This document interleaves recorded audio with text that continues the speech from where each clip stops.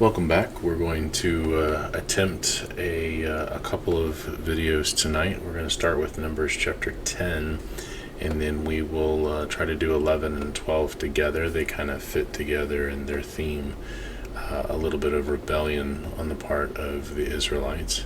So, but we're going to start with chapter 10, and this has to do with another of the laws related to not just the camping and the moving of the camp as they wander through the wilderness, but also we'll see that it pertains to the beginning of their year and the way that the feasts are held and announced and whatever. So we're going to get into chapter 10 in this video, and the next video will be 11 and 12.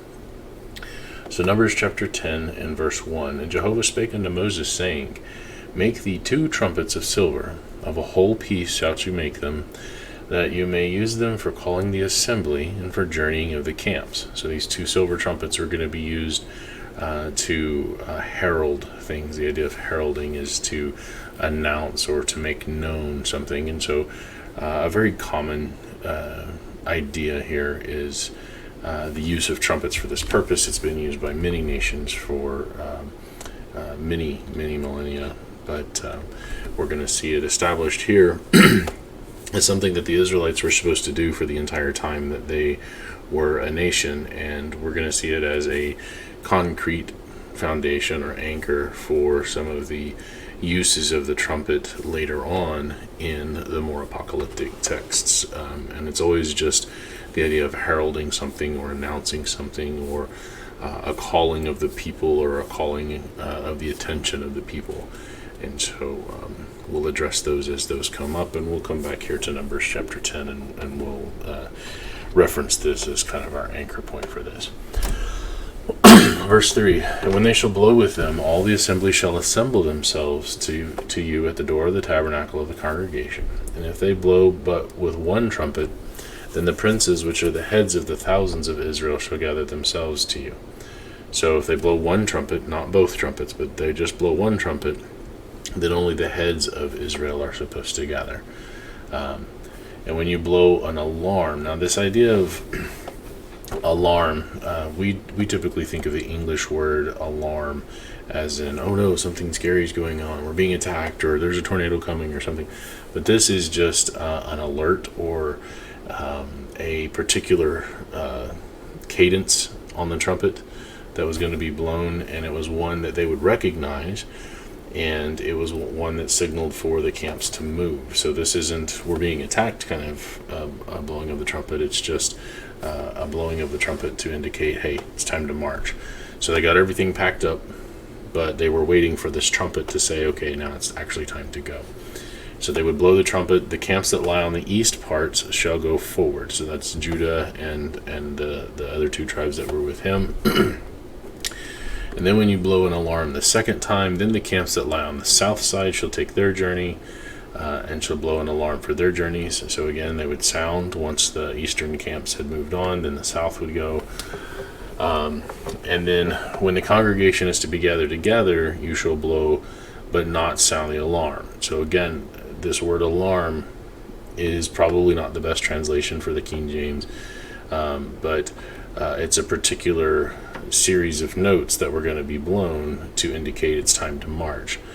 And so God is making a distinction here. Hey, you blow the trumpet together, people.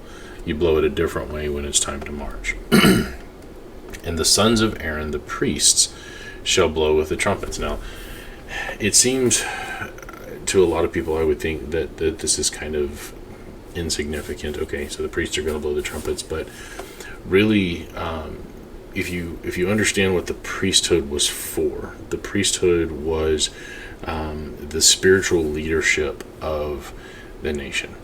And we're going to see this as we move through the Old Testament and even into the New Testament.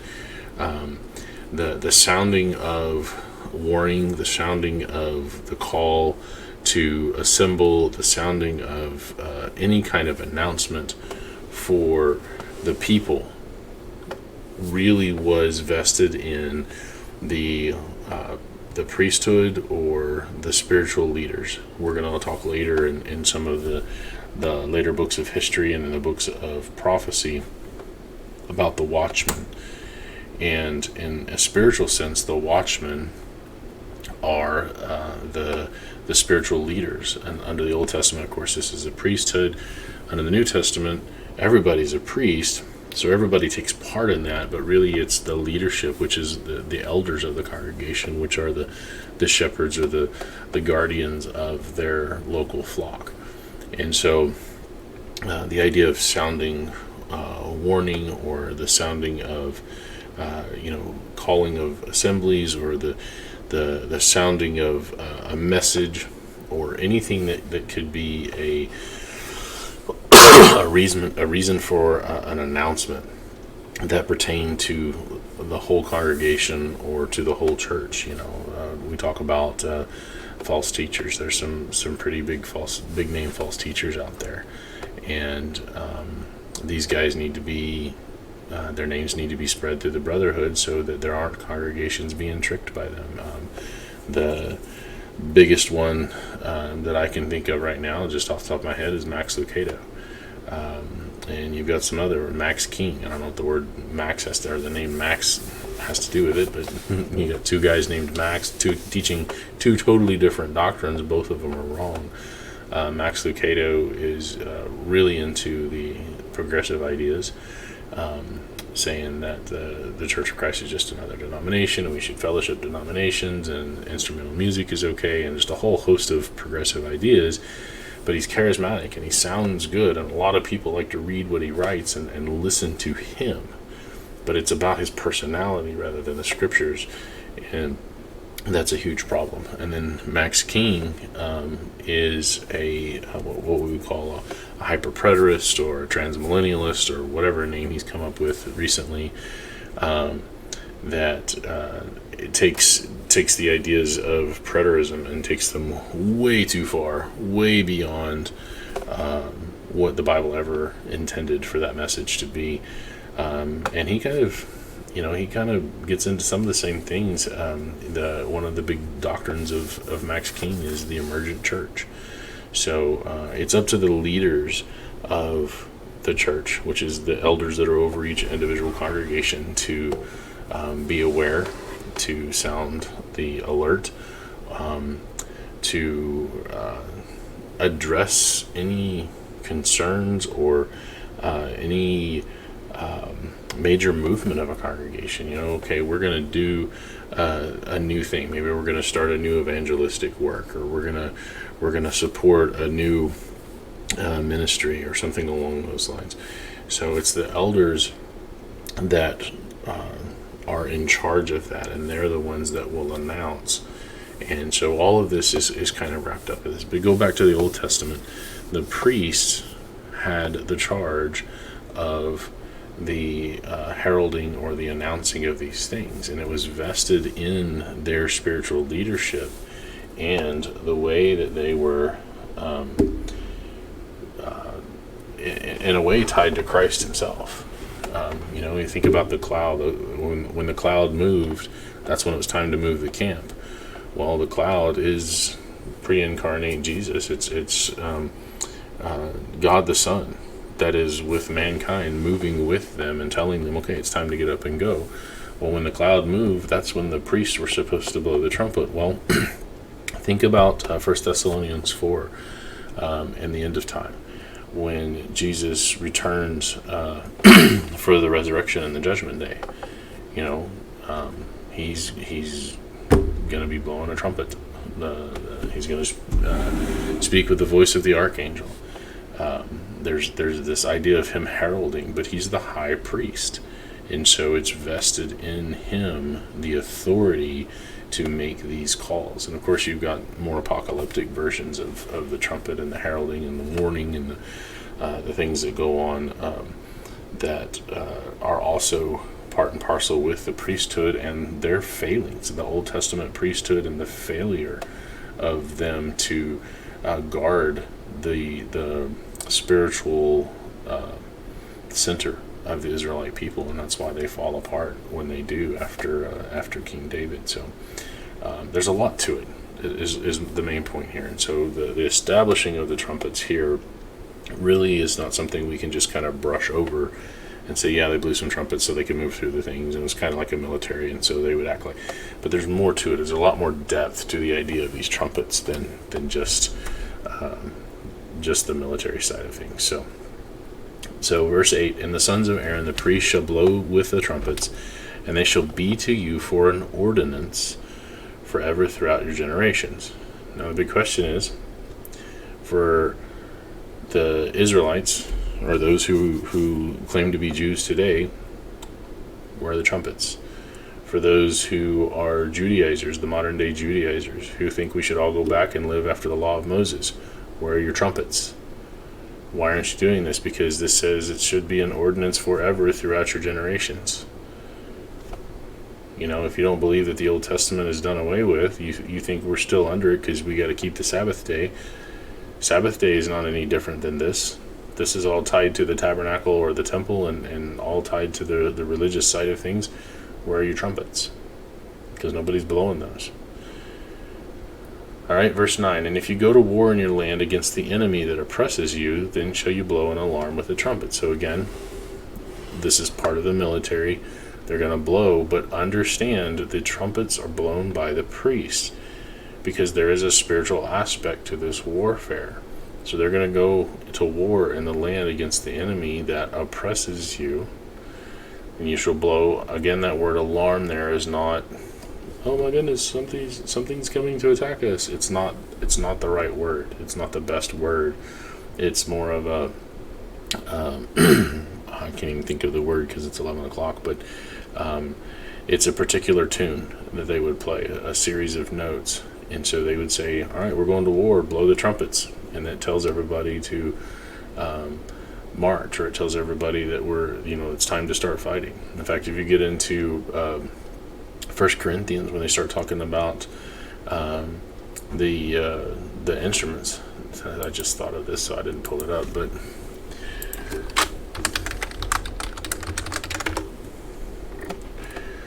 yeah, chapter 14 of 1 Corinthians, the previous two chapters have talked about the distribution of miracles, and then the duration of miracles, that miracles would not last forever, that they would go away. But then you have this idea of the trumpet, the sounding of the trumpet, and the speaking in tongues are tied together, this idea of communication. So, now brethren, if I come to you speaking with tongues, this is 14:6, if I come to you speaking with tongues, what shall I profit you, except I shall speak to you either by revelation, by knowledge, or prophesying, or by doctrine? So in other words, just speaking in another language doesn't do it. There's got to be a message that's being spoken. Because if it's just gibberish and nobody can understand it, yes, charismatics, I'm looking at you, then what's the point? You're just bringing glory to yourself. You're saying, look what I can do. I can speak in tongues.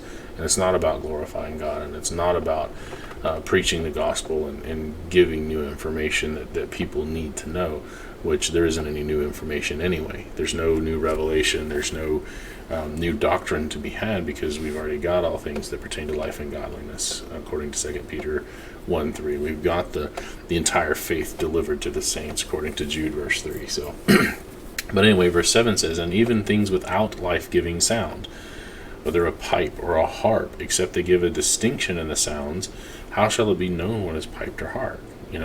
Who's banging on the piano? What does that even mean?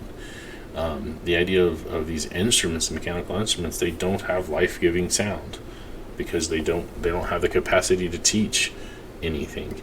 And then verse 8, for if the trumpet give an uncertain sound, who shall prepare himself to the battle? So Paul makes the comparison here. If the priest had blown just any old thing on the trumpet, what are the people going to think? Well, I don't know if I'm supposed to be going to battle, or if I'm supposed to be showing up at the tabernacle. Are we supposed to be marching? What's going on here? And so they had to set these tunes, or these series of notes that were specific, that the people had to understand what they meant. And is it one trumpet? Is it two trumpets? Are we blowing once? Are we blowing twice? What's going on? And so God set these things up in Numbers 10. And then so Paul finishes up, so likewise you, unless you utter by the tongue words easy to be understood. Again, charismatics, I'm looking at you. Except you utter by the tongue or the language words easy to be understood, how shall it be known what is spoken? For you shall speak into the air. It's basically gibberish. You're wasting time and you're just mouthing. So anyway, back to Numbers chapter 10. So he says, if we're going to go to war, we're going to blow the trumpets. The priests will blow the trumpets, because their warfare was spiritual warfare. It was getting rid of the wickedness in the promised land. And then also keep in mind that part of why they battled anybody that came against them as an aggressor, God needed to preserve this nation to fulfill his promise to Abraham to bring Messiah into the world. I say that over and over and over again, but again, this is all wrapped up in that. And so there is a spiritual aspect to this in the preservation of this nation to bring Jesus into the world. And that's why the priest blew the trumpets. And it came to pass on the 20th day, skip verse 10. Verse 10, also in the day of your gladness, and in your solemn days, and in the beginnings of your months, you shall blow with the trumpets over your burnt offerings, and over the sacrifices of your peace offerings, that they may be to you for a memorial before your God. I am Jehovah your God. Okay, so they're supposed to blow these trumpets in the beginning of each month. They're going to blow when they offer the first sacrifices of the month. They blow them when they have celebrations. That's the gladness here. And then they're going to blow them when they have the more solemn days. Think about the Day of Atonement. The Day of Atonement was not a celebration. The Day of Atonement was a very solemn day. And they were to blow the trumpet for all of the feasts. And then he reminds them, I am Jehovah. And that's why I get irritated at this word Lord here in all caps, because it takes away from which God are we talking about, because there were so many fake gods. There's so many fake gods today. I am Jehovah your God. He wanted them to remember his name. So he repeats it all the time and inspires scripture.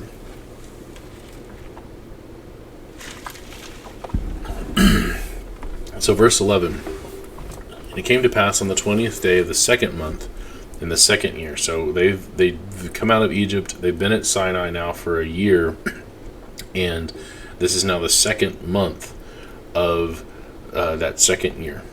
Okay, so this is about 14 months since they came out. Remember, they came out on the 15th of Abib, the very first month, and now they're in the second month, but it's been a whole year. And the cloud was taken up from the tabernacle of the testimony. So the cloud, God the Son, is leaving. And so it's time for them to move. And the children of Israel took their journeys out of the wilderness of Sinai, and the cloud rested in the wilderness of Paran. And they first took their journey according to the commandments of Jehovah by the hand of Moses. In the first place went the standard of the camp of the children of Judah, according to their armies. Remember, they were in the east, and there was the blowing of the trumpets and all that. And over his host was Nahshon, the son of Amminadab. And over the host of the tribe of the children of Issachar was Nathaniel, the son of Zuar. And over the host of the tribe of the children of Zebulun was Eliab, the son of Helon. The tabernacle was taken down, and the sons of Gershon and the sons of Merari set forward, bearing the tabernacle. Remember, they had all of the physical stuff. Gershon had all of the cloth, all of the textiles, the ropes and stuff like that, and they had 2 wagons. And then Merari had all the heavy stuff, all of the wood planks and the metal settings and everything, so they had 4 wagons. And so they would march out after this. And then the standard of the camp of Reuben, this is the southern guys, set forward according to their armies, and over his host was Eliezer the son of Shadur, and over the host of the tribe of the children of Simeon was Shelumiel the son of Zurishaddai, and over the host, I'm going to say these names enough that I'm actually going to be able to pronounce them by the time I'm done with Numbers.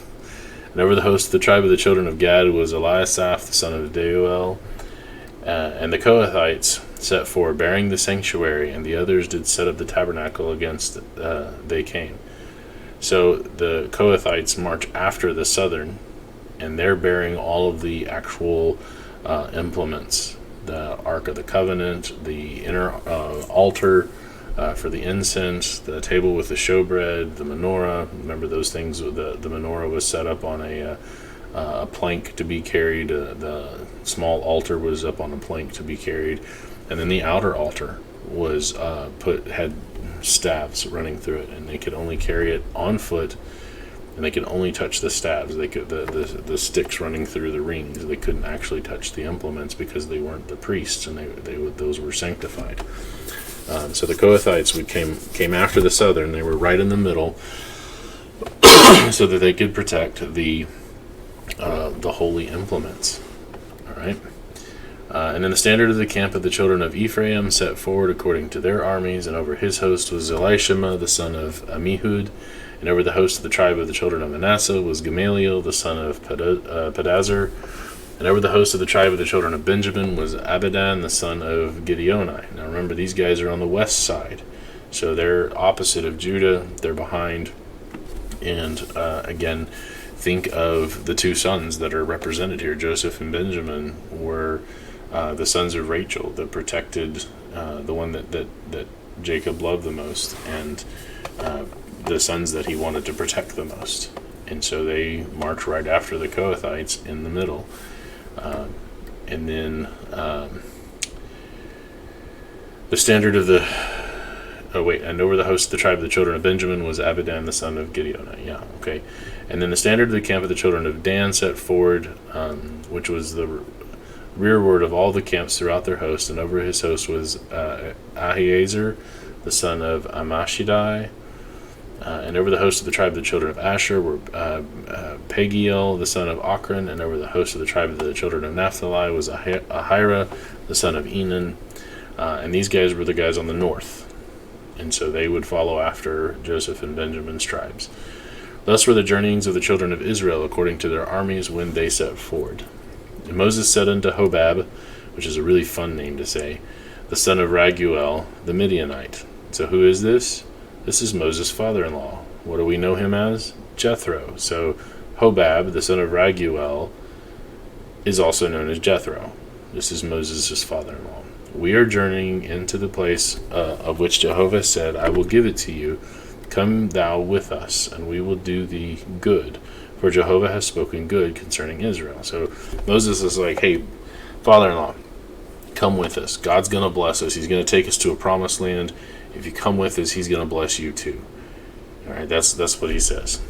And then Jethro says unto him, or Hobab says unto him, I will not go, but I will depart to my own land and to my kindred. So he's going to go back to the Midianites. Remember, Jethro is a good guy. He's a priest, but he serves Jehovah as well. But he doesn't serve as an Israelite. He's not a descendant of Jacob. He's not even a descendant of Isaac. He's a descendant of Ishmael. And so he said, I'm going to go back to my own kindred, to my own land. And Moses said, don't leave us, I pray you, for as much as you know how we are to encamp in the wilderness, and you may be to us instead of eyes. Okay, so he's like, look, you're going to give us another pair of eyes, somebody else to help watch out, and God's going to bless you for traveling with us. And it shall be, if you go with us, yea, it shall be that what goodness Jehovah shall do unto us, the same will we do unto you. And that's where it's left. we aren't told here what happens. It's just Moses says, come with us. Jethro says, no, I'm going to go back to my kindred. Moses said, no, come on with us. All this good stuff's going to happen to you because God's blessing us. And then that's it. It says, they departed from the mount of Jehovah 3 days' journey. This is the whole Israelite camp. And the ark of the covenant of Jehovah went before them in the 3 days' journey to search out a resting place for them. And the cloud of Jehovah was upon them by day, and when they went out of the camp. And it came to pass when the ark set forward that Moses said, rise up, Jehovah, and let your enemies be scattered, and let them that hate you flee before you. And when it rested, he said, return, O Jehovah, unto the many thousands of Israel. So Moses is not commanding God here. That's not what's happening. He's ritualistically, it's more along the lines of welcoming God. He's saying, please go before us. Because remember, when the cloud left first. That was the indication it was time to move. So what Moses is saying is okay, I see that you're going. Please go before us and scatter our enemies before us. Moses is asking a blessing from God that when the cloud went forward, that their enemies would hear him coming and realize, hey, this is the Israelites' God. This is the guy that did Egypt the way that Egypt got dealt, and we don't want any part of that. And so Moses is asking that blessing. And then when the cloud stopped, the idea here is that the cloud had rested. God's already at the spot. And so this idea of return, O Jehovah, unto the many thousands of Israel, Moses is asking a blessing. Please, God, stay with us. Continue with us on our journey. Because remember, at one point, God was like, I ain't going with you guys. I'm not taking y'all anywhere. Y'all are a bunch of stiff-necked, stubborn, annoying people. And Moses makes all kinds of pleas, and please, God, please don't destroy them. Please go with us, and whatever. And God finally relents and says, okay, well, this is every time they set out and every time they set up camp, Moses makes this kind of ritualistic plea, God, please stay with us. That's essentially what's going on here.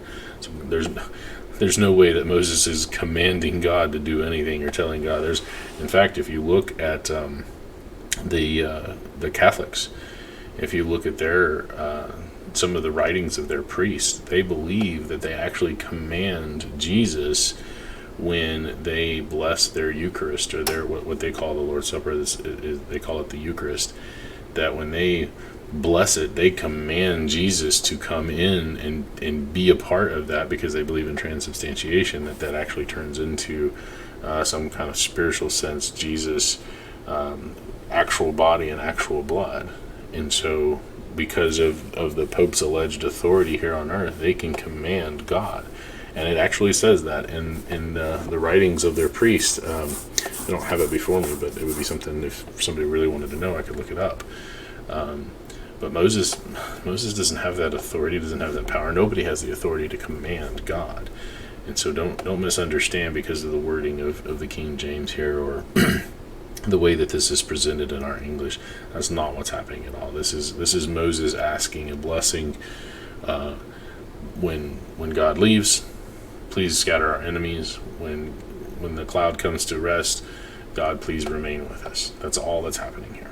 So, all right. So that's Numbers chapter 10, and there's some interesting things that happened in this chapter. Some important parts, and I think they're simple enough here, but as we continue on through the Bible and we come back to these things again, we come back to the idea of the trumpets, we're going to see how important it was to establish this very simple foundation. So thank you for watching. If you like, subscribe. You'll get notifications. If you hit the little alarm bell, you'll get notifications when I post up new videos. Please share this. Anybody you think would benefit from listening to these studies and going through the Bible, this verse by verse as we're doing, I'd sure appreciate it. And thank you for studying with me, and I look forward to studying with you in the next 2 chapters here very shortly.